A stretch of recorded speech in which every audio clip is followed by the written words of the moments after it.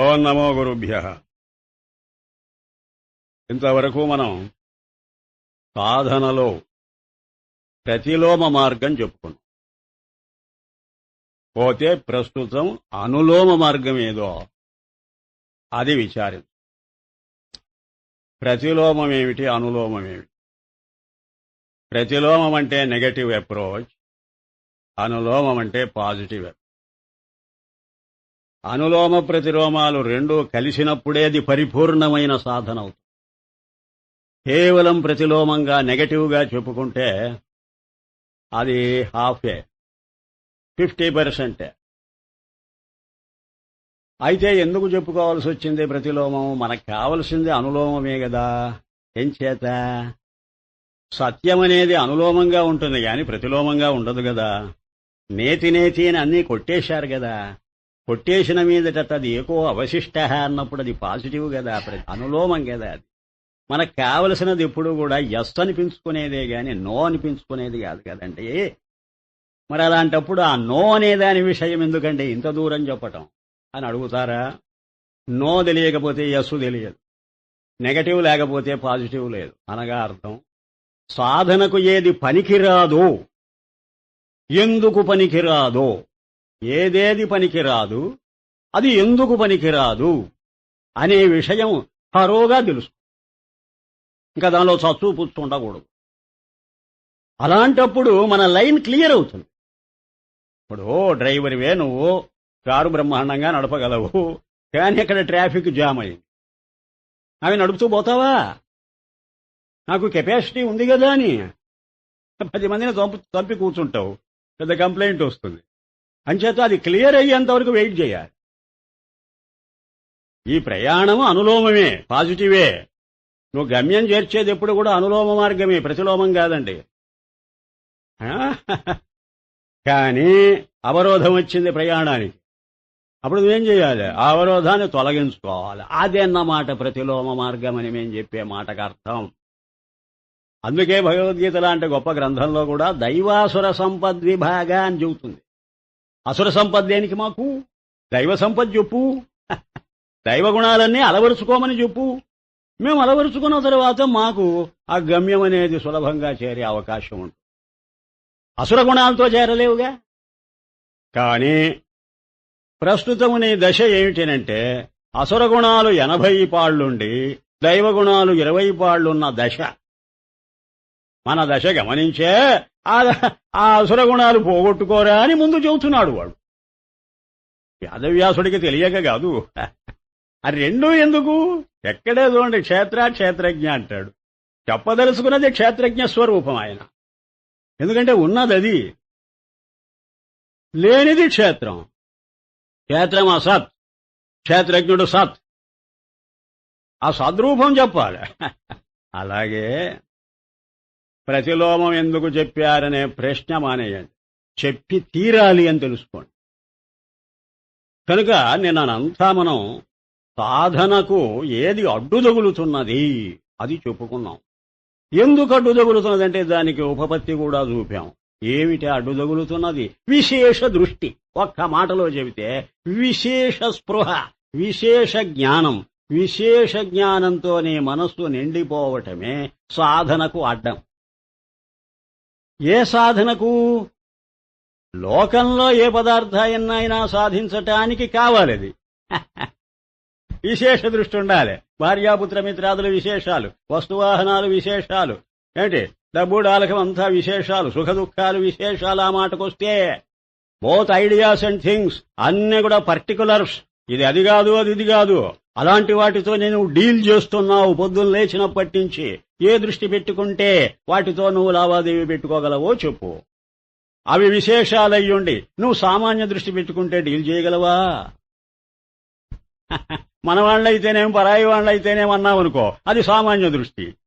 అప్పుడు ఇంట్లో వాళ్లను ఆప్యాయంగా చూడలేవు, వాళ్ళతోటి నువ్వు వాళ్ళు వ్యవహారాలు జరపలేవు. మరి ఏమిటి? అందుకే నువ్వు అలవాటు చేసుకున్నావు ఏమిటి? విశేష దృష్టిని. విశేష ప్రపంచంతో సంబంధం పెట్టుకోవాలంటే విశేష దృష్టి ఉండాలి కదండి. అది అలవాటైంది. అంతేకాదు, అవి నీకు ఎప్పుడు కనిపిస్తుంటాయి, చుట్టూ ఉంటుంటాయి. అవి నీకు కావాలి, కొన్ని అక్కర్లేదు. అదిగో ఛాయిస్. రాగద్వేషాలుంటాయి. అంచేత అభిలాష కూడా నీకదే. కావలసినవన్నీ పోగు చేసుకుందామనే అభిలాష, ఆసక్తి. ఇదిగో పెద్ద వల్లమాలినటువంటి ఇంటరెస్ట్ కూడా ఉంది వాటి మీద. కనుక ఇవి రెండు హ్యాబిట్ గా మారిపోయాయి నీకు. ఇదే ప్రతిబంధకం అని చెప్పడం. దేనికి? లోక వ్యవహారానికి ప్రతిబంధకం లేదండి. అది గమనించండి మీరు. ప్రవృత్తి మార్గానికి అదేమి అడ్డు తగలదో. నీకు అడ్డం వచ్చేది ఎప్పుడో తెలుసా? నివృత్తి మార్గానికి అడ్డం వస్తాయి. ఇప్పుడు ఈ ధర్మ పురుషార్థం ఏమై కూర్చున్నదంటే అటు ఇటు రెండింటికి సంజాయిషి, దొంగ, కూట సాక్ష్యం అంటారు. లీడర్లు కొంతమంది సాక్ష్యం ఉన్నదే, ఎవరే నేను చెప్పిన మాటే చెప్పు, నువ్వు చూసిన వ్యవహారం ఎప్పుడు కూడా నువ్వు అక్కడ బయట పెట్టవద్దు, నేను చెప్పినట్టు నడుచుకో అని అంటారు. చూడండి, తయారు చేస్తారు, బనాయిస్తారు ఎవరిని? సాక్షులను. అలాగా ఈ ధర్మపురుషార్థం ఏం చేసింది తెలుసా? నీకున్నటువంటి విశేష దృష్టిని పోనివ్వకుండా కాపాడుతూ దీన్ని అంతకంతకు పెంచేస్తున్నదే గాని తెంచేయటం. ఇప్పుడు ఈ జన్మతో నేను కలచేరుతున్నాను అనుకోవద్దు, మరొక జన్మ ఉన్నదని చెప్పడం అది విశేషం కాదు. ఈ జన్మ ఒక విశేషమైతే నువ్వు జన్మాంతరం చెప్పినా విశేషమే. ఈ లోకం ఒక విశేషమైతే లోకాంతరాలు వర్ణించినా విశేషమే. ఇక్కడ మంచి చెడ్డలు రెండూ విశేషమైతే పుణ్యపాపాలు చేసుకుంటే పుణ్యం చేసుకున్నవాడు స్వర్గం, పాపం చేసుకున్నవాడు నరకం అనడం విశేషం కాదు. ఇక్కడ సుఖదుఖాలు విశేషాలైతే ఆల్ పర్టికులర్స్. మీరు ఎక్కడున్నారో విశేషం అంటే ఏమిటి? ఇది అది కాదు, అది ఇది కాదు. బాగా జాగ్రత్త. ఆ డెఫినేషన్ మాత్రం జీవితాంతం మర్చిపోకూడదు. మనం ఎప్పుడైనా స్వర్గం నరకం కాదు, నరకం స్వర్గం కాదు. చూసారా తేడా వస్తున్నది. ఎక్కడెక్కడ తేడా వస్తుందో దానికి వ్యభిచారం అని పేరు పెట్టారు శంకర భగవత్పాదులు. అదే పట్టుకున్నారు కాళీ కమలివ. వ్యభిచారం అంటాడు ఆయన. అంటే దాన్ని తప్పించి ఇది, దీన్ని తప్పించి అది. అది అద్భుతం అంటే మాట. మ్యూచువలీ ఎక్స్క్లూజివ్ ఇంగ్లీష్ మాట. మ్యూచువల్లీ ఇన్క్లూజివ్ కాదు, ఎక్స్క్లూజివ్. అది విశేషమనే మాటకు అర్థం. పుణ్యం పాపమా? అదే ఎక్స్క్లూడ్ చేసేసింది. పాపం పుణ్యమా? దీన్ని ఎక్స్క్లూడ్ చేసేసింది. దీనికే వ్యావృత్తి అని పేరు. మరొక మాట, బాల్యాదిష్వపి జాగ్రత్తాదిషు తథా. బాల్యం యవ్వనం కాదు, యవ్వనం వార్ధక్యం కాదు. ఎక్స్క్లూసివ్, ఇన్క్లూసివ్ కాదు. అందుకనే వ్యావృత్తం. అర్థమైంది కదా? ఇదండి ఉన్నటువంటి పెద్ద దోషం. ఈ విశేష దృష్టి లోక వ్యవహారంలో ఎలాగా మనకు ఏర్పడుతున్నదో, శాస్త్రం వచ్చి చెప్పినప్పుడు కూడా దాన్ని ఏమైనా పరిష్కరిస్తుందేమో అని మనం ఆశపడితే ఈ ధర్మపురుషార్థము దీనిదుంప తెగ దాన్ని త్రుంచేయవలసింది బోనిచ్చి, తెంచేయవలసింది బోనిచ్చి పెంచేస్తూ ఉంది. ఆ పెంచడం ఏమిటంటారు? ఈ లోకంగాక మరో లోకం చూపడం పెంచడం కాదు. ఈ జన్మగాక మరో జన్మ ఉన్నదని నీకు చెప్పడం పెంచేయడం కాదు. బాగా ఆలోచించుకో, సైంటిఫిక్ గా ఆలోచించుకో. ఏదో డాగ్మాటిక్ గా, ఏదో బ్లైండ్ బిలీఫ్ తో కాదు నువ్వు ఆలోచించవలసి. ఒక లోకానికి బదులు ఇంకో లోకం చూపుతుంటే ఎంత పెరిగిపోయింది. ఏది? ప్రతిబంధకం. ప్రతిలోమం పెరిగిపోతున్నది, అనులోమం దేవుడెరుగు. ఈ జన్మతో చూస్తుంటే ఇంకో జన్మ, ఒక జన్మ. అమ్మా జన్మ పరంపర. పూర్వం ఎన్నో జన్మలు గడిచాయి, ఇంకా ఎన్నో జన్మలు వెళ్ళిపడికి నీకు భయమా అభయమా? అది ఇంకా జన్మలున్నాయని చేస్తే ఎంత భయపడిదావాలి. పైగా భగవద్గీత ఏమంటున్నది? క్షిపామ్యహం ఆసురేష్వేవ యోనిషో. పారేస్తా నిన్ను తీసుకోపోయి అంటున్నది. ఎక్కడట? అసుర యోనుల్లో పారేస్తూ. శశూకరాది యోనిషు అని రాస్తారు శంకర భగవత్పాదులు భాష్యంలో. కుక్కలు, పందులు ఆ యోనుల్లో పోయి పడతావనంటే చూడు, ట్రాన్స్ మైగ్రేషన్ అంటారు దీన్ని. ఒకదానిలోంచి ఇంకో దానిలోకి మైగ్రేట్ అయిపోతూ ఉన్నావు నువ్వు. ఎప్పటికయ్యా నీకు పరిష్కారం? నీకు కావలసినదేమో సమస్యకు పరిష్కారం. నువ్వు చేస్తున్న పిచ్చి పనేమో నీకు నిన్ను వదిలేస్తేనా ఐహికంగా ఇవన్నీ నావే, ఇదంతా ఎంతో బాగుంది, నాకు ఆనందంగా ఉంది అని అది అలవాటు చేసుకొని, ఆ విశేషాలను అలవాటు చేసుకొని సామాన్యాన్ని మరిచిపోయావు. అంతేగాక వాటి మీద అభిలాష పెంచుకున్నావు. అలవాటు అభిలాష ఒక్కటే రాసుకోండి అంతే. ఇది స్టాంప్. ఈ రెండే నీ మోక్ష మార్గానికి అడ్డుదగులుతున్న ప్రతిబంధ శక్తులు. ఇవన్నీ దేనివల్ల ఏర్పడ్డాయి? అమూల కారణం ఏదో అది తెలుసుకో. విశేష దృష్టి. ఇప్పుడు నీకు స్ఫురించింది ఏమిటి పరిష్కారం? మేము చెప్పకుండానే నీకు వెంటనే మనసుకు అనిపిస్తున్నది. ఎప్పుడు విశేష దృష్టి ఏంటి ప్రతిబంధకమన్నావో ఏదయ్యుంటుంది దానికి అనుకూలమైనది? సామాన్య దృష్టి. ఇంకా దాని గురించి మాట్లాడు. ఇప్పుడు ప్రతిలోమ మార్గాన్ని చెప్పాము నేనంతా. ఇప్పుడు అనులోమ మార్గం అని అనగా ఆ సామాన్య దృష్టిని ఎలా అలవరుచుకోవాలి? ఎంచేత పరమాత్మ సామాన్యం గనుక. నిర్దోషం హి సమం బ్రహ్మ తస్మాత్ బ్రహ్మణి స్థితా పండితా సమదర్శిన సమోహం సర్వభూతేషు. విను బాగా భగవద్గీత, బాగుపడతాం. ఇది అలవాటు చేసుకో. ఎవరిక పొద్దున లేచిన విడిచి ఆ పనులు ఈ పనులు నెత్తిన పెట్టుకొని చావడం కాదు. అది చాలా గొప్పదేని సంతోషించడం కాదు. అందరూ వినాలి. మామూలు పాములే కాదు, పండితులే కాదు, ధర్మపరాయణులే కాదు, ఆచారపరాయణులే కాదు, అందరూ విని బాగుపడాలి. ఏమనుకుంటున్నారో? రిలిజియన్ కూడా చంపుతున్నది. నేను ఇప్పుడు చెప్పాక ఎలా చంపుతున్నదో మనం. విశేష దృష్టిని వదిలించకుండానే స్వర్గం అంటుంది, నరకం అంటుంది, జన్మలు అంటుంది, జన్మాంతరాలు అంటుంది, గాడిద గుడ్డు ఏవేమో అని అంటుంటుంది. ఏమిటి?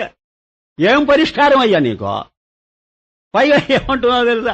అక్కడికి వెళ్ళినా మళ్ళీ కింద పడవలసిందే అన్నట్టు. చూచారా ఉన్నట్టుండే ఎంత పని చేసిందో అది. పోనీ స్వర్గానికి పోతే అక్కడ ఉంటామా? పోనీ ఆ సుఖాలు అనుభవిస్తూ పడుందాం. లాంజివిటీ కాదు, ఇమ్మార్టాలిటీ లేదు. అందుకే నచికేతుడు అంత సవాల్ చేసింది యమధర్మరాజును. ఆ ఉపనిషత్తు ఎంత గొప్పది! ఏం చెబుతున్నది అది మనకు? రే, నువ్వు ఎన్ని కోరికలు అనుభవించినా చివరకు ఒక్కటే మాట అన్నాడా నచికేతుడు. ఏమయ్యా, నువ్వు అన్ని వరాలు ఇస్తానంటున్నావు, అంతా బాగానే ఉన్నది. ఎప్పటికీ ఉంటామా మేము ఈ భూలోకంలో? చెప్పలేం. మళ్ళీ నీ దగ్గరికి రావాల్సిందే కదా. మళ్ళీ ఎంత బతికినా మళ్ళీ నీ లోకానికి రావాల్సిందేనా కాదా చెప్పు. రావాల్సిందే. అయితే నోర్మై, నేను అడిగిందేమిటి, నువ్వు చెబుతున్నదేమిటి? దబాయించాడు వాడు. అది కథ. ఆ కథలో ఉండేటువంటి స్పిరిట్ క్యాచ్ చేయి. పరమాత్మ నీకు అన్నీ ఇచ్చాడు. మరి వాడే యమధర్మరాజు అనుకో. యమ అంటే కాలం, యమ అంటే కాలం. వాడే చెప్పాడుగా, కాలోస్మి లోక క్షయకృత్ ప్రవృద్ధ లోకాన్ సమస్తాన్ సమాహర్తుమిహ ప్రవృత్త. వీటన్నింటినీ సంహరించడానికి వచ్చిన కాలుణ్ణి నేనన్నాడుగా. అంటే వాడేగా యమధర్మరాజు, కృష్ణుడేగా యమధర్మరాజు. కృష్ణుడంటే పరమాత్మేగా, పరమాత్మే యమధర్మరాజు అన్నమాట. నచికేతుడితో మాట్లాడుతున్నాడు, అంటే జీవాత్మతో. నీకు అన్నీ ఇస్తా, తృప్తి పడు అంటున్నాడు. అదేగా కోటీశ్వరులకు ఇచ్చింది, అదేగా పెద్ద పెద్ద పదవుల్లో ఉండే వారికి ఇచ్చింది. తృప్తి పడు అన్నాడు. అని చివరికి ఏం చేశాడో తెలుసా? మళ్ళీ నువ్వు చావవలసిందే అన్న. ఇదేంటి శాపమా వరమా? ఆ కోటీశ్వరుని అలాగే బతికించకూడదు. అప్పుడు మనం ఏమని నమ్ముతాం తెలుసా? కోట్లు సంపాదిస్తే చాలు, ఇక మోక్షం అక్కడ. ఒక ఇల్యూషన్. నువ్వు ఎంత వరల్డ్లీ ప్రాస్పెరిటీ నువ్వు పోగు చేసుకున్నా చివరకు చివరకు చివరకు మిగిలేది అనే మాట, చివరకు మిగిలేది మరణమే. ఈ మతం ఏం చేస్తున్నది? మరణానంతరం మళ్ళీ జన్మ ఉన్నది లేని. చూచారా ఎంత మోసం! మరణానంతరం జన్మ ఉన్నా జన్మానంతరం మరణం ఉందా లేదా నువ్వు అడుగు. నోరు మూస్తుంది రిలిజియన్. ఇంకా వాటిని గురించి ఇంకా మాట పలుకు అక్కర్లేదు. ఎందుకంటే మనకున్న జిడ్డు పోగొట్టడానికి మాటికి నేను గుర్తు చేస్తున్నా, అంతకు తప్ప మరేం లేదు. వాటి మొహం చూడకూడదు. వేటి మొహం? ఇటు అర్ధకామాల మొహం చూడకూడదు, అటు ధర్మ పురుషార్థం మొహం కూడా చూడకూడదు. మనందరికీ జిడ్డున్నదే. అందుకు నేను చెప్పడం ఇంత దూరం. ఇంత చెప్పి మళ్ళీ దానిలో పడిపోతుంటాం. అయితే ఏం కావాలి మీకు? అనులోమంగా చెప్పండి. విశేష దృష్టి మాని ఈ అలవాటు తప్పించు, ఇంకొక అలవాటు చేసుకో. అది సామాన్య దృష్టి. అది అలవాటు చేసుకో. వాకింగ్ అలవాటు చేసుకోమని అంటుండలే మనకు. మరి ఏమిటట? ఎన్ని అలవాట్లు చేసుకోవటంలా మనం? ఏం రోగం నీకు? ఇదెందుకు అలవాటు చేసుకోవు? సరేనా? దాని మీద అభిలాష పెంచు అని నీకు దీని మీద ఉన్నటువంటి అభ్యాసం, అభిలాష ఈ రెండింటిని దాని మీదికి మళ్లిస్తున్నది మరొక శాస్త్రం. ఆ శాస్త్రం పేరు వేదాంత శాస్త్రం. ఇది ధర్మశాస్త్రం అయితే అది బ్రహ్మశాస్త్రం, మోక్షశాస్త్రం. సింపుల్ గా చెబితే ఇది ముందు విషయం. అయితే ఏమండి, ఆ రిలిజియనే మాకు చాలా అనుకూలమైన మాట చెప్పింది, కానీ మీరేమిటండి నిర్మోహమాటంగా మమ్మల్ని కండెమ్ చేస్తూ మాట్లాడుతున్నారు? అరే, అదే మీకున్న అలవాట్లు పోగొట్టకుండా చెప్పేసరికి మీకు ఇష్టపడుతున్నారు. మీరు చేసేదంతా బాగున్నదనంటే ప్రతివాడికి ఏంటంటే వాడంటే ఇష్టం. ఒరే, నువ్వు చేసేది ఏం బాగలేదురా నువ్వు వాడి మొదలు చూడు. లోకధర్మం అది, మనస్తత్వం అది. అయితే ఏమిటిటా ఒక్క మాట చెబుతాం. ఇది మిగతా ద్వైత వేదాంతం, విశిష్టాద్వైత వేదాంతం అలాంటివి వాడు ఒక మార్గంలో వెళ్ళిపోతుంటే వీడు ఇంకో మార్గాన్ని అలవాటు చూసుకోమని చెబుతాడు. కనుక వాడు ఏంటంటే ఏదైతేనేమిలే అది మాకు ఇష్టమైంది చెబుతున్నాడు వాడు, నువ్వు కష్టమైంది చెబుతున్నావు, నేను వినను పో అని అనవచ్చు. అద్వైత వేదాంతి గడుసు వాడు, చాలా గడుసు. వాడొక్క మాట చెప్పాడు, నీ అలవాటు పోగొట్టుకోమని చెప్పాను. చూచారా ఈ మోసం? ఇది మోసంగాని మోసం. పచ్చి మోసం ధర్మపురుషార్థం, పైకి మోసం లోపల బ్రహ్మాండమైన హితం చెబుతున్నది వేదాంతం. అద్వైతమే మళ్ళీ ఇంకా ద్వైతం అవన్నీ జాంతానాయి. ఎలా చెబుతున్నది? నీకున్న అలవాటేమిటి? విశేష దృష్టిని అలవరుచుకొని ఉన్నావు. అంటే విశేషాలు చూడకపోతే చస్తానంటావు, అంతేనా? తాగకపోతే చస్తానన్నట్టు విశేషాలు చూడకపోతే నీకు తోచదు. సరే చూడు చూడు అంటున్నాడు. చూచారా, ఇది అద్వైతం చెప్పేమాట. మరి ఇంకేమిటండి? ఇదిగో దీని మీద ఆసక్తి పెంచుకున్నావు కదా, ఆ ఆసక్తి అట్లాగే ఉంచుకో. ఇక మీరేం చెబుతున్నారండి? ఆ ధర్మపురుషార్థం కూడా అదే కదండి మాకు చెప్పడం. ఇంకా ఆ బోధే వింటాం, ఇక మీ బోధ దేనికి? మీ బోధ బాధగా ఉన్నది. కాదు కాదు, అవి వదిలిపెట్టకు, ఎందుకంటే నీకు బాగా అలవాటైంది కాబట్టి. కానీ ఇంకొకటి చెబుతాం, అది కూడా కొంచెం చూసుకో. ఏమిటది? సామాన్యది. అది ఎంతవరకు నీకు లోక వ్యవహారము చెప్పాలి. చెప్పిందా చెప్పండి? మనం పొద్దున లేచిన నుంచి రాత్రి పడుకోబోయే వరకు నీ దృష్టి ఎప్పుడు విశేషాల మీదనే, నీకు కావలసినవన్నీ విశేషాలు. అదే నీకు అలవాటు. సామాన్యాన్ని ఎప్పుడైనా చూడాలని లోకం నీకు చెప్పిందా? చెప్పాలి. ఇప్పుడు ధర్మపురుషార్థం వచ్చి చేసిన మేలేమిటి మనకు? అది కూడా విశేష దృష్ట్యా చెబుతున్నది గాని సామాన్య విషయం టచ్ చేయటంలే. స్వర్గం విశేషం, నరకం విశేషం, జన్మలు విశేషం, జన్మాంతరాలు విశేషం, సుఖ దుఃఖాలు పుణ్యపాపాలు అన్ని విశేషాలే. ఎక్కడ విశేషం అనగానే మీరేమనుకుంటున్నారేంటి? దానికి చాలా జ్యూరిస్డిక్షన్ ఉంది. అది కూడా విశేషాలే చెబుతున్నది. ఇంత ఏడిస్తే సామాన్యం ఏం చెప్పింది? ఓ అదే ఆ విషయం. ఒక్క టర్నింగ్ పాయింట్ ఉన్నది, అందుకనే నివృత్తి అన్నారు దాన్ని, ప్రవృత్తి అనకుండా. అది ఏమిటనంటే సామాన్యం ఒకటి ఉందని నువ్వు మర్చిపోయావు.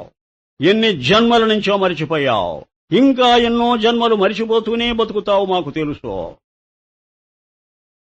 అంటే సామాన్యం ఒకటి ఉన్నది, ఆ మాటకొస్తే అదే ఉన్నది, మరేదీ లేదు. ఇప్పుడే చెబితే గుండె పగిలిపోతుంది నీకు, అందుకని అది కూడా ఉన్నది అని అంటున్నాం. ఇదే కాదు అది ఉన్నదని, అది ఆ స్పృహ పెట్టుకో. ఎక్కడ ఉందండి ఆ సామాన్యం? ఎక్కడ ఉందండి అని అడుగుతావా? ఇదిగా నీవు లోక వ్యవహారంలో నీకు దూరంగా కనపడుతుంటుంది. బాగా విను నా మాట. ఎందుకంటే దీని మీదనే నువ్వు దృష్టి పెట్టుకుని బతుకుతుంటే అది నీకు దూరంగా కనపడుతుంటుంది. నీవు ఈ ధర్మపురుషార్థాన్ని నమ్ముకున్నావు, కుక్క తోకది. అది కూడా దాన్ని దూరంగానే చూపుతుంది గాని నీకు దాని స్పృహ కల్పించదు. అది ఎంతసేపటికి స్వర్గం మీద స్పృహ పెట్టుకోమంటుంది. మా ఉత్తమ జన్మం వస్తుంది, నువ్వు చాలా మహారాజు అయి జన్మిస్తావు. శుచీనాం శ్రీమతాం గేహే యోగ భ్రష్టో అభిజోయతి అథవా యోగినామేవ కులే భవతి ధీమతాం ఏతద్ధి దుర్లభతరం లోకే జన్మయే దీదృశం. నీ మోఘం ఆ కృష్ణుని పట్టుకుని వాయించాలి. ఏమిటి ఇట్లా మభ్య పెట్టి మాట్లాడుతావు? లోకాన్నంతా తప్పుదారి పట్టిస్తావు. నువ్వేం భగవంతుడివయ్యా? మమ్మల్ని దూరంగా తీసుకుపోతావేమయ్యా సామాన్యానికి. మరి ఏం చేయమంటారు? మీ దృష్టి దేని మీదనేమంటే చావమంటావా? అందుకని ఆ మాటే చెబుతాడు. వాడు మాయామానుషుడు, లీలామానుషుడు. వాడు ఆ మాట చెప్పకేం చెబుతాడు? నీకు ఏది కావాలంటే అదే సప్లై చేస్తామని సూపర్ మార్కెట్ వాడంటే వాడిని తప్పు పడతావా? నువ్వెందుకు కోరేవది?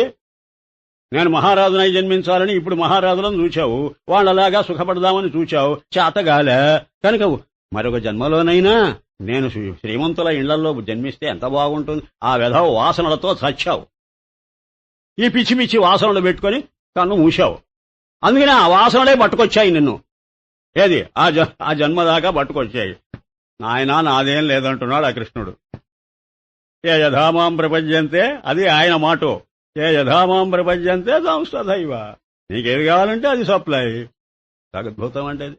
కాబట్టి మీరు భగవద్గీతలను, బ్రహ్మసూత్రాలను, ఉపనిషత్తులను తప్పుబట్టి ప్రయోజనం లేదు. మీ అజ్ఞానాన్ని తప్పుబట్టండి. మీకున్నటువంటి వెధవ విశేష దృష్టిని మానుకోమని చెబుతున్నారు. అందుకే అంత దూరం దాన్ని వర్ణించింది. ఏది పనికిరాదో దాన్ని తెలుసుకోవాలి కదా మనం. సామాన్యం ఒక్క మాట అండి. విశేషాలకు దూరంగా ఉంటే సామాన్యం. నీవు సస్తే అందుకోలేవు. ఇది వినండి ఈ పాయింట్. ఏమండి మీరు చెప్పే ఆ సామాన్యం ఏదో గగన కుసుమంలాగా ఉన్నది, ఎక్కడో నక్షత్ర మండలంలో చూపి చెబుతున్నారు. ఏ జన్మకు అందుకోగలమండి? ఇవంటే దగ్గరగా ఉన్నాయి. భార్యాపుత్రమిత్రాదులు చాలా దగ్గరగా ఉన్నారు. సుఖదుఖాలు దగ్గరగా ఉన్నాయి, అనుభవిస్తూ ఉంటాం. దూరంగా లేవు మాకు. పాపం ఆ మతం చెబుతున్నది చూడండి. ఆ స్వర్గం ఒకటి ఉన్నది, అక్కడికి వెళితే హాయిగా ఉండవచ్చు. ఇక్కడ హాయి, అక్కడ అంతకన్నా గొప్ప హాయి అనుకుంటుంటే మాకు ఆనందం. ఈ విధవ జన్మ ఎట్లాగో కండెముడు అయిపోయింది. దీని సరంజామం ఇది పాతది, దీన్ని వదిలేశాం. రిపేర్కి వచ్చినా ఎన్నిసార్లు రిపేర్ చేసినా అంటే రిపేర్లు అంటే రోగాలు. ఎన్నిసార్లు ఇది రిపేర్కి వస్తున్నది, ఇంకా ఇర్రిపేరబుల్ అన్న తర్వాత చచ్చిపోతున్నాం, ఏడ్చి పారేస్తున్నారు. అయితే మళ్ళీ కొత్తది కొనుక్కుంటాం. అదే కొత్త జన్మ, పునర్జన్మ, కొత్తది కొనుక్కోవటం, కొత్త శరీరం. ఆ మాటలు మాకు హాయిగా ఉన్నాయండి. ఎందుకంటే విశేష ప్రపంచాన్ని వదిలేయమని చెప్పటం లేదు మతం, విశేష దృష్టిని వదిలేయమని చెప్పటం లేదు. మీరేమిటండి అసలు మా అలవాటు తప్పిస్తున్నారు, మాకు అభిలాష లేకుండా నిరాశ చేసేస్తున్నారు. ఏదో ఉందంటారు. సాధన చెబుతున్నారా మీరు? బాధన చెబుతున్నారా? సాధన అంటే ఎలా చెప్పాలో తెలుసా? మాకు అందుబాటుకు వచ్చే అవకాశం ఉంటే సాధన చెప్పాలి మీరు. అసలు ఎప్పటికీ అందుబాటులోకి రాకపోతే ఏమి సాధిస్తాం మేము? కాదు, పొరపాటు పడుతుంది. వాళ్ళు చెప్పేవే కళ్ళబొల్లి మాటలు, నేను చెప్పేదే యథార్థం. ఏం చెబుతున్నా? నీకు విశేషాలకు దూరంగా ఉన్నదని కదా భావిస్తున్నావు సామాన్యాన్ని. ఎక్కడ విశేషముందో అక్కడే ఉంది సామాన్యం. తెలుసుకో, ఆ పాయింట్ను ముందు గుర్తించు. ఎక్కడెక్కడ మట్టి పాత్రలన్నీ ఉన్నాయో ఆ మట్టి పాత్రల్లోనే కూర్చొని ఉన్నది ఆ మట్టి. ఎక్కడెక్కడ బంగారు ఆభరణాలు ఉన్నాయో ఆభరణాలు ప్రతి అణువు వ్యాపించున్నది మా బంగారం. ఎక్కడెక్కడ అలలు ఇవి నురుగు ఆ బుడగలు ఇవి అవి జల కణాలున్నాయి, అక్కడంతా జలతత్వం వ్యాపించున్నది. అర్థమైందా దృష్టాంతం? ఎరా ఎక్కడెక్కడ భార్యాపుత్ర మిత్రాదులని చూస్తున్నావో, వస్తు వాహనాలని చూస్తున్నావో, ఇహలోకం పరలోకమని మా జ్యూరిస్టిక్షన్ వినో, పరలోకమని చూస్తున్నావో, పుణ్య పాపాలని చూస్తున్నావో, జన్మాంతరాలు చూస్తున్నావో, మీరు చేస్తున్నవి, మీకు మతాచార్యులు బోధిస్తున్నవి అనగా ఈ అర్థకామాలు, ధర్మం మూడింటిని వదిలిపెట్టకుండా ప్రతి లోపల, వాటి లోపల అంతర్బహిష్ట, వాటి లోపల వాటి వెలపల వ్యాపించి వాటినన్నిటి కబళించి తన గ్రిప్పులో పెట్టుకున్నటువంటి, తన పిడికిట్లో పెట్టుకున్నటువంటి, ఏమనుకుంటున్నావు సామాన్యం అంటే? మీరు చూస్తున్న దరిద్ర పదార్థాలు లాంటిది కాదు అది. దాన్ని పట్టుకున్నావంటే నువ్వు కోటీశ్వరుడు అయిపోతావు.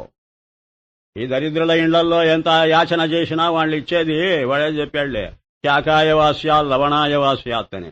వాడిచ్చేటువంటిది కూర నార కొనుక్కోవటానికో, ఉప్పు చింతపండు మిరపకాయలు కొనుక్కోవడానికో పనికి వస్తుంది. మహారాజు ఇస్తే నీ జీవితం అంతా దర్జాగా బతకవచ్చునన్నాడు ఒక కవి. అలాగే రాజాధిరాజాయ ప్రసయ్య సాహినే, ఆ రాజాధిరాజైనటువంటి సామాన్య జ్ఞానం ఉన్నదే అది నీకెప్పటికైనా అనుగ్రహించవలసిందే. ఒరే కుచేలా, నువ్వెప్పుడైనా కృష్ణ దర్శనం చేస్తేనే బాగుపడతావురా. ఒరే జీవుడనే కుచేలుడా, ఒరే దరిద్రుడా, నీ దగ్గరున్న జ్ఞానం ఏ కొంచెమోరా, అది పట్టుకోరా. బాగానే చూస్తున్నారు గాని ఏమిటన్నారు ఇప్పుడు మీరు? విశేషాలు ఎక్కడున్నాయో అక్కడే ఉంది సామాన్యం అని చెప్పాం. మీరు దృష్టాంతాలు చెప్పారు గాని దార్ష్టాంతికంలో చూపగలరా అండి? దృష్టాంతాలను కాదుగా మేము పట్టుకోవాల్సింది, అవి హెల్పర్స్ అంతే.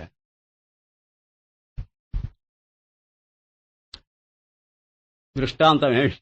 నువ్వు చూస్తున్నటువంటి ప్రపంచం ఏమిటి అది చెప్పు. విశేషాలంటే ఏమిటి చెప్పు? నామరూపాలు, అంతేనా? వాటితో నువ్వు లావాదేవీ పెట్టుకుంటే క్రియ. క్రియ కాదు అసలు ముఖ్యం, నువ్వు పెట్టుకుంటే క్రియ, పెట్టుకోకపోతే నామరూపాలేవి అవి కదా.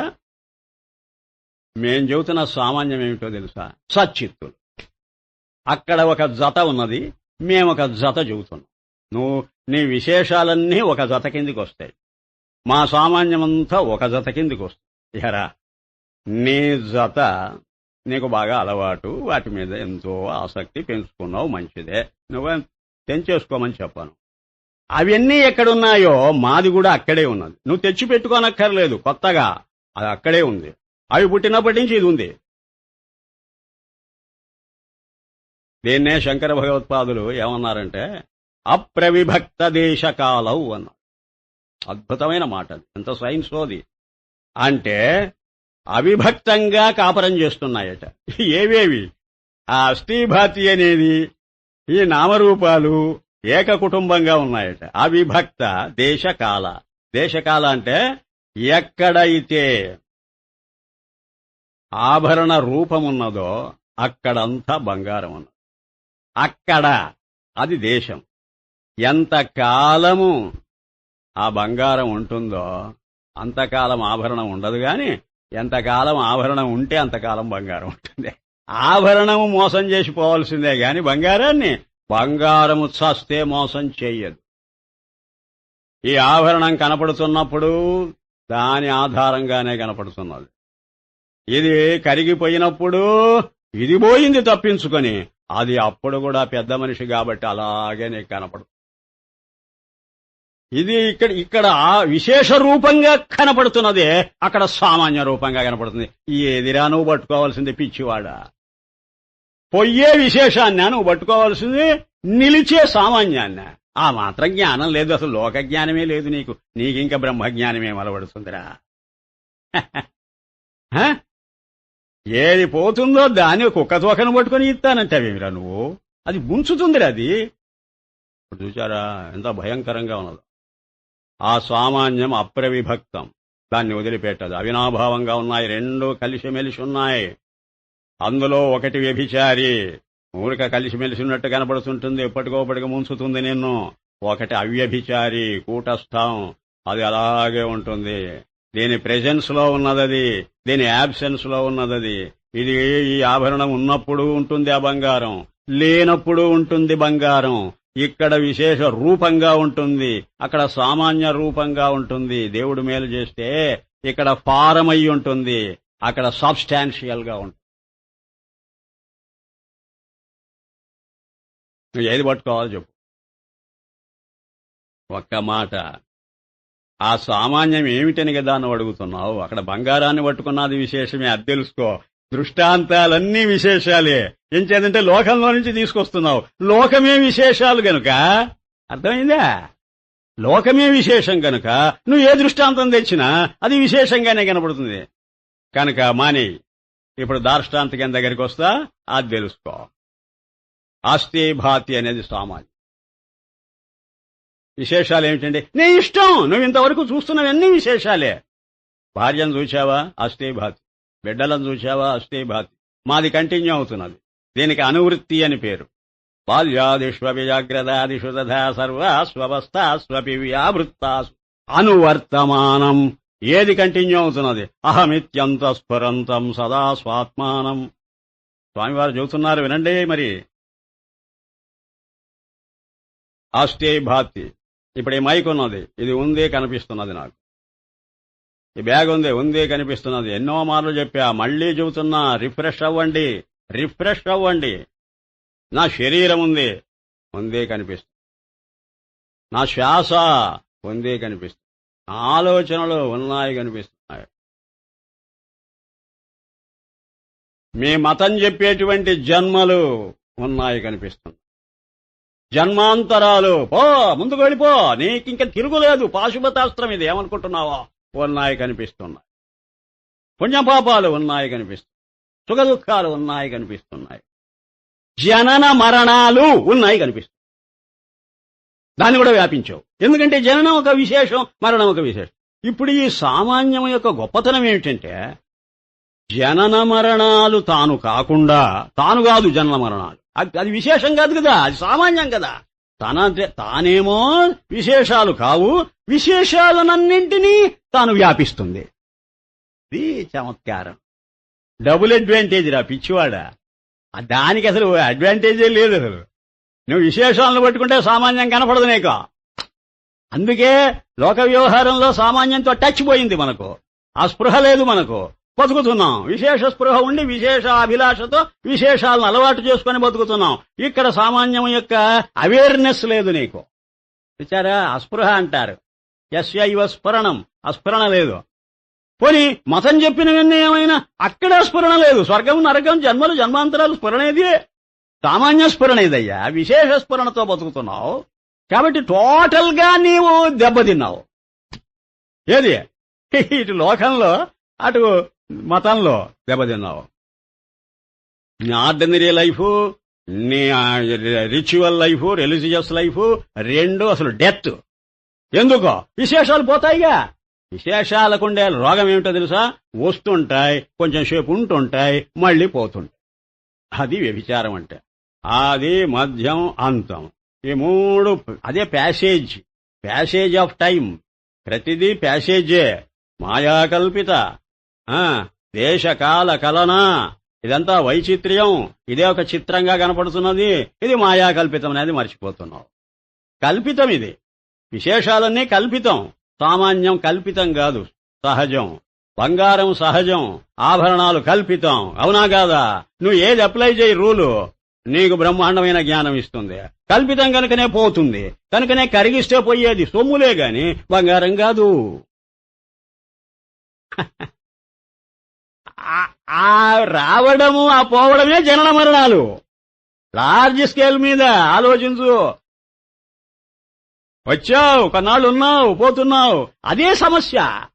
నీకు ఇప్పుడు సమస్యకు పరిష్కారం కదటయ్యా. ఇంత సాగు చావడం దేనికి? మనం ఎందుకు ఈ సాధన? అది మర్చిపోతున్నావేమిటి? ఫండమెంటల్. నీ సమస్య పరిష్కారం అయితేనే అది మంచి సాధన. ఇప్పుడు సమస్య ఏమిటి చెప్పు? సమస్యను అనలైజ్ చేయి. కేవలం విశేష దృష్టే సమస్య. అవునా కాదా? ఇప్పుడు జననం మరణం అనుకోవడం వల్ల కదా జన్మిస్తున్నావు, మరణిస్తున్నావు. అదేమో థింగ్, ఇదేమో ఐడియా. ఆ ఐడియా లేకుండా పట్టుకోగలవా? సరే, ఇప్పుడు సామాన్యం ఎలా జవాబు చెబుతుందండి? ఎలాగా? అది పోయినా ఇది ఉంటుంది. అది జవాబు. అది పోతే అంతే. ఇక విశేషం పోయిందో ఇంక అంతే దాని బతుకు. ఇదా అలా పోనివ్వకుండా మళ్లీ బతికిస్తున్నాడు మతాచార్యుడు మనల్ని. ఇప్పుడు ఎందుకంటే మరణంతో సమాప్తమైపోయింది కదా అని లోకం అనుకుంటుంటే, కాదులే మళ్లీ జన్మిస్తావని చెప్పాడు. పోని జన్మిస్తావని చెప్పాడు కదా, మళ్లీ మరణించవని చెబుతాడా ఏమైనా? కనుక విశేషాల్లో నుంచి విశేషంలోకి తప్పిస్తున్నాడు నిన్నవాడు దుర్మార్గుడు. ఇంకా నన్ను అడిగితే నాస్తికులు భౌతికవాదులే మేలు ఈ మత ప్రవక్తల కంటే. ఎందుకో తెలుసా? అక్కడికి అది అయిపోయింది. There ends the matter. Satyam అయిపోయింది. వీడు చచ్చినా చావని వాడే వీడు దుర్మార్గుడు. మళ్లీ పుడతావురా అంటాడే. ధ్రువం జన్మ మృతస్యచనా, భగవద్గీత అండి. మళ్లీ జన్మిస్తావనేది ఆశీర్వాదమా, మనకేమైనా శాపమా? శాపం. నువ్వు ఆలోచించటం లేదు, నువ్వు సంతృప్తి పడుతున్నావు. ఇప్పుడు ఒక్క మాట, ఇప్పుడు జీవితమంతా తప్పించుకోవటమే తెలుసా? జీవితమంతా నేను చెబుతున్నా ఎస్కేప్మెంట్. ఎలాగో తెలుసా? రోగం వచ్చింది, తప్పించుకుని ఆరోగ్యంగా, అందులో మళ్ళీ కాంప్లికేషన్, అది తప్పించుకుని మళ్ళీ హాయిగా. బంధుమిత్రాదులు చనిపోయారు, నువ్వు పట్టుకున్నా నిలవరు. విశేషాలు కదండి అవి. విశేషాలు బతుకే అంత. అవి పోతుంటే ఏం చేస్తుంటావు తెలుసా? ఉన్నవాళ్ళని పట్టుకొని కూర్చొని ఉంటావు. లేని వాళ్ళని వదిలేసి, ఇష్టం లేకపోయినా వదిలేక తప్పదు కాబట్టి వదిలేసి నీకు నువ్వే సమాధానం చెప్పుకొని ఈ ఉన్నవాళ్ళని చూసుకుంటూ వీళ్ళని చూసుకుంటూ ఆనందిస్తుంటావు. వీళ్ళు పోయారు ఇంకోరిని చూసుకుంటూ ఆనందిస్తున్నారు. వాళ్ళు పోయారు మరొక దాన్ని పట్టుకొని ఉంటావు. అమ్మమ్మమ్మ, ఒక విశేషం పోతుంటే ఇంకో విశేషాన్ని ఆధారం చేసుకుని ఆశతో బతకటమే మనం చేస్తున్న ఘనకార్యం. అక్కడికక్కడ నిరాశ అయిందనుకో, ఆత్మహత్య చేసుకుంటావు. నువ్వు బతకవు ఇంకా. అందుకనే ఆత్మహత్యలు చేసుకునే వాళ్ళంతా చేసుకోవటం. ఇంకా ఆశ లేక పూర్తి పెసిమిజం వచ్చిందో, ఆశతో బతుకుతున్నాడు మానవుడంటే ఏమిటో తెలుసా? ఒక విశేషం మీద ఆశ పోతే ఇంకొక విశేషం మీద పెంచుకొని, మీరు చూడండి, ఎవరి జీవితం వాళ్ళు చక్కగా ఇంటికి వెళ్లి ఒక్కసారి ఆలోచన చేయండి. ఇంతేనా మన బతుకు? ఇంకేమైనా ఉందా? ఇప్పుడు సామాన్యం ఏమని చెబుతున్నా తెలుసా? ఎందుకురా ఈ కప్పగంతులు, ఈ కోతి చేష్టలు? నీకు నీ దుంపదగా ఒకటి పోతే ఇంకో దాన్ని పట్టుకుని సంతోషిస్తావేమిరా?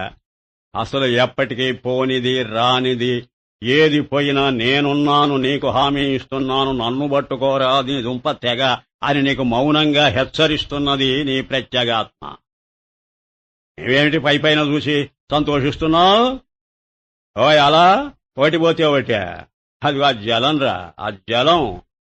అది అయిపో, నీకు హాయి. దాని నుంచి ఎందుకు వచ్చావు బయటికి? ఆ వచ్చి కొంతకాలం ఉండి ఆహా నేను బతుకుతున్నాను అనుకుంటావే, మళ్ళీ చచ్చావే. నీకు జలదృష్టి లేక పాడైపోతున్నావే ఓ తరంగమా. జలదృష్టి ఉంటే జలంగా నువ్వు బతుకుతూ ఉండు. అదో అలాగే పోతేనేమట? అర్థమైందా? అంటే నామరూపాలు పోతేనేమట? సచ్చిత్తులుగా బతకరాదు. ఎప్పుడు బతుకుతావు? ఆ స్పృహ ఉంటేనే బతకడమ్మా. ఎందుకనంటే సచ్చిత్తులు కొత్తగా సంపాదించుకోనక్కర్లే. అది ఎక్కడ విషయం? అది సిద్ధమైనది సగం బలం ఇస్తున్నది నీకు. తయారు చేసుకోవాలనేటప్పటికీ 100 పాళ్ళు మన ప్రయత్నం ఉన్నది. అక్కడున్నదే ఒక 50 వంతులు నీ ప్రయత్నం లేదు. నేను రెడీమేడ్ రా బాబు, నన్ను ఇంకా కొత్తగా తయారు చేసుకోక్కర్లే అని లోపల నుంచి నీకు చెబుతున్నది. అయితే నిన్ను ఇంకా ఎలా తయారు చేసుకోవాలి? వస్తు సిద్ధంగా నువ్వు నన్ను ఏం చెయ్యనక్కర్లే, బుద్ధి సిద్ధం చేసుకో. మరి పక్షి బుద్ధి సిద్ధం చేసుకో. నీ బుద్ధి దాని మీద పెట్టు. అది బుద్ధి సిద్ధం చేసుకోవటం అంటే. నీ దృష్టి పెట్టు నా మీద. నేను రెడీగా ఉన్నానుగా, నీ కనపడతా. నువ్వెంతసేపటికి విశేషాల మీద దృష్టి పెట్టుకుని బతుకుతుంటే నన్నేం చావమంటావు? అదే అలవాటైపోయింది, అదే నీవు ఆసక్తి పెంచుకున్నావు. నువ్వు నా వెనక్కు తిరిగి చూడవేమిరా నువ్వు? శ్వేతాశ్వతరం ఏమని చెబుతున్నది? ద్వా సువర్ణ సయుజ సఖాయ సమానం వృక్షం పరిషస్వజాతే. ఒకే చెట్టు మీద వాలే 2 పట్టులు. చూశారా? ఒకటి విశేష పక్షి, ఒకటి సామాన్య పక్షి. తిప్పుతున్నా నేను, అర్థం చెబుతున్నా విను. ఆ సామాన్య పక్షి కదలదు మెదలదు, వెనకాల చేరి సాక్షిగా చూస్తున్నది. ఈ విశేష పక్షి ఏం చేసిందంటే అక్కడ విశేషాలు చూచింది. అవి నేరేడు పండ్లు గుత్తులుగా వేలాడుతున్నాయి. ఒక్కొక్క పండు ముక్కుతో బడిచి తింటున్నది. ఆహా ఎంత బాగున్నదని సంతోషిస్తున్నదే. తయోరేక పిప్పలం స్వాదు అత్తి. స్వాదు అంటే స్వీట్. అత్తి తింటున్నదట. అనశ్నన్యో అభిషాకశీతి. మరొకటి ముక్కు పెట్టలేదు, ఒక్క పండు రుచి చూడలేదు. ఇది దీని ముక్కును, ఇది తినేటువంటి చేష్టను, ఆ పండ్లను, కర్త కర్మ క్రియ ఈ మూడింటిని తాను జ్ఞానస్వరూపుడై వెనకాల నుంచి గమనిస్తున్నది. దీనికే సాధక బాధకాలు దానికి దగలవు. అంటే ముట్టకుండా ఉన్నదాన్ని ఎవరు బాధిస్తారు? ఉపనిషత్తు అంటే ఈ భావమే చూడండి ఎంత అద్భుతంగా చెప్పింది. అది సామాన్యం. ఒక్క మాట, ప్రతి విశేషంలో ఉందని చెప్పామే, అది మా సవాల్. నీ మనస్సులో ఎన్ని ఆలోచనలు వస్తున్నాయో అవి విశేషాలు. నువ్వు ఎనలైజ్ చేసుకో. కమాన్, ఇదొక అనాటమీ, ఇది ఒక సెల్ఫ్ ఎనాలిసిస్ చేసుకో. ఇలా కూర్చో, కొంచెంసేపు కూర్చో. అలాగా ఆలోచనలు ఎక్కడి నుంచి వస్తున్నాయి గమనించు. ఆ గమనించటం నేను చెప్పటం. నువ్వు విశేషాలను గమనిస్తుంటావు ఎంతసేపటికి. వెనకాల సామాన్యం ఉన్నదనేది వెనక చూపు పెట్టుకో. 2 చూపులు పెట్టుకో కనీసం. ఒక్క మాట, నాకు సామాన్యమైన చూపు పెట్టుకుంటే విశేషాలు కనపడవు కదా ఎలాగండి అని నువ్వు కంప్లైంట్ చేయకు. విశేషాల మీద దృష్టి పెట్టుకుంటే సామాన్యం కనపడదు గాని సామాన్యం మీద దృష్టి పెట్టుకుంటే సామాన్యము కనపడుతుంది. బాగా వినండి పాయింట్. సామాన్యము కనపడుతుంది, దాంతో పాటు విశేషాలు కూడా కలిసి వస్తాయి. ఏది గొప్ప అంటే డబుల్ అడ్వాంటేజ్ అండి. ఇక్కడ ఒక అడ్వాంటేజ్ కూడా లేదండి. అయితే కొంతవరకు నీకు అడ్వాంటేజ్ అనుకుంటుంటావు, అది పోతే నీకు అసలు డిసడ్వాంటేజ్. అంటున్నారా మాట.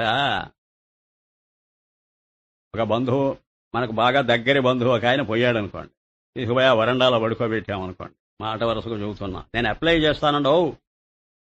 వాడొక విశేషం, వాడి మీద మన అభిలాష ఉన్నాం చూడండి. చాలా కాలం నుంచి అలవాటుగా చూస్తూ ఉన్నాం ఆ వ్యక్తిని, మనకు అలవాటు, మనకు వాడి మీద ఆసక్తి, అయ్యో మనవాడే అని. ఏ రెండేగా విశేషం మీద ఉండేటువంటివి. ఆ విశేషం అది పోయి అక్కడే ఉన్నది. అప్పుడే నువ్వెంత పనికిమాలిన వాడివి అంటే విశేషం కనపడుతున్నదిగా, ఎందుకు దాని దీహ అదలబారేస్తున్నావు? మాట వరుస. అంతకుముందు విశేషం కనపడ్డది, ఇప్పుడు అదే కనపడుతున్నది, ఎందుకు వదిలేశావు? నీవు దొంగవు. నీకు కావలసిన విశేషంగా కనపడాలని, అక్కర్లేని విశేషంగా కనపడితే ఒప్పుకో. అందులో మళ్లీ తేడా ఏది? విశేషాల్లో మళ్లీ తేడా. సరే, సామాన్యం చూపమంటావా? అక్కడ ఆ చుట్టూ ఉన్న ఖాళీ, ఆ శవం కింద ఉన్నది, శవం మీద ఉన్నది, శవం పక్కన ఉన్నది, నువ్వు నిల్చున్నావే అక్కడ చూస్తూ, నీ కింద ఉన్నది, నీ నెత్తినున్నది, నీ చుట్టూ ఉన్నది, అక్కడ ఉన్న పదార్థాలన్నింటినీ వ్యాపించున్నది ఆ ఖాళీ.